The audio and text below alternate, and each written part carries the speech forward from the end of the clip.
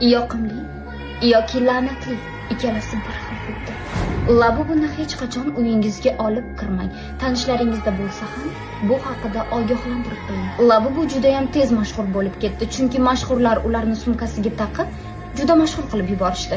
Bu yoqimtoy ko'rinishi mumkin. Men ham yaxshi ko'rib olgandim, lekin bu haqida ma'lumotlarni eshitib, o'zim ham shokdaman. Labubu Casting Lung rassomi tomonidan yaratilgan obraz. Casting Lung Labubuni Pazuzu shaytonidan ilhomlanib chizgani aytilmoqda. Yana bitta ajablanarli tarafi, Simpson epizodida ham bu haqida ko'rib qoldim. Har xil trendlarni ko'rib, zombiga aylanib qoladi, bolasiga u Pazuzuni olib kirib beradi, oldiga qo'yib ketadi.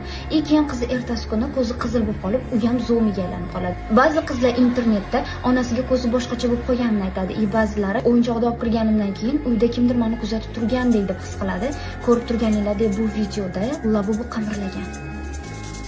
Qo'rqinchli. Agar Labubuni o'zi xohlab uyga olib kirsa odam, uni effekti baribir bilinyapti ekan hammada.